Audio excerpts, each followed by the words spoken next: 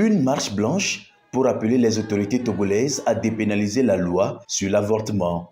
Et oui, le débat sur le droit des femmes à décider du sort d'une grossesse est aussi lancé au Togo par l'association Famille engagée pour le développement inclusif en Afrique, FEDIA, financée par Hate Active Funds. Pour cette organisation, la légalisation de l'avortement sera une réponse aux défis sociaux, économiques et de santé de la femme. En réalité, il y a beaucoup d'avortements clandestins, quand bien même que l'État a accepté qu'on fasse l'avortement dans certaines conditions. Les jeunes filles, nos jeunes mamans continuent pas à avorter dans le clandestin. Et cela tue beaucoup de femmes.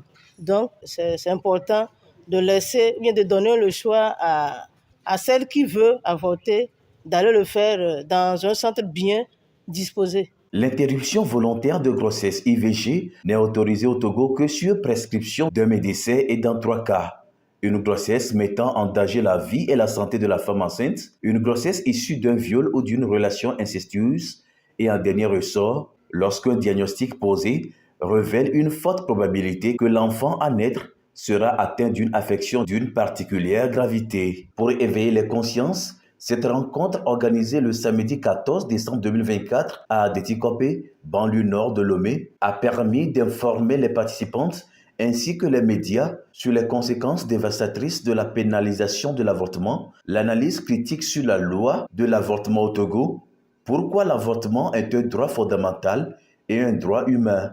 Bref, il s'est agi de rappeler les dangers de l'avortement non sécurisé. Ce message est aussi porté par le collectif de lutte pour la dépénalisation de l'avortement, COULDAT, créé par FEDIA et présenté au public. À l'occasion, son plaidoyer, c'est de dire que peu importe quelle loi, les gens continuent par le faire.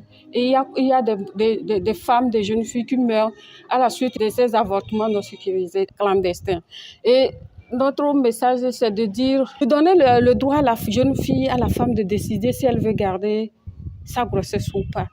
Parce que c'est également son droit, c'est également à elle de décider si ce qu'elle veut faire de son corps.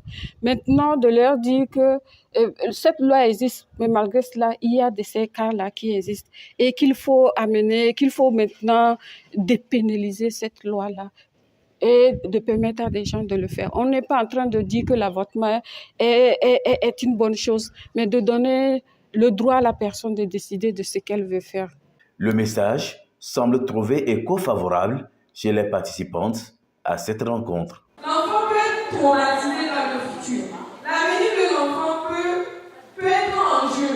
Parce qu'un enfant qui grandit en sachant que sa maman et son papa ont fait une erreur dans le passé pour l'avoir, lui aussi, il peut être arrogant envers ses parents.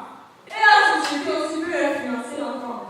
Parce qu'il peut être insulté dans la rue, tout ça, vaut mieux l'interrompre la grossesse, au lieu de garder ça, et puis c'est un enfant qui va peut-être se perdre dans la vie. Je suis parfaitement d'accord de la lutte que mène FEDIA dans ce cadre-là. Nous voulons des avortements sécurisés pour les femmes et pour les jeunes. Maintenant, je souhaiterais, ma recommandation, c'est que FEDIA puisse organiser des sensibilisations à l'endroit des jeunes et des femmes et qui parlent de la prévention des grossesses non désirées. Ce qui amène les jeunes à aller avorter ou bien à aller avorter parce qu'elles ne veulent pas de cet enfant. J'encourage vraiment cette initiative et je pense que c'est une très bonne initiative parce que dans nos sociétés, on remarque qu'il y a des avortements, mais ce sont des avortements clandestins, non sécurisés. Mais on ne peut pas interdire un avortement parce que dans tous les cas, ça se fait sans que ça ne soit légal.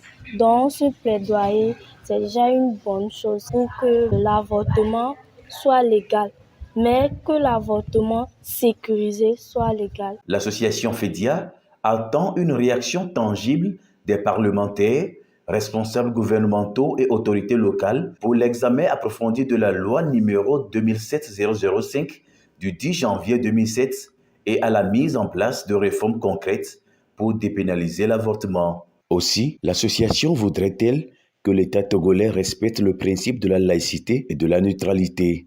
De ce fait, les lois doivent être neutres et non influencées par des croyances religieuses. Restreindre l'interruption volontaire de grossesse constitue une discrimination fondée sur le genre, a souligné la directrice exécutive de FEDIA.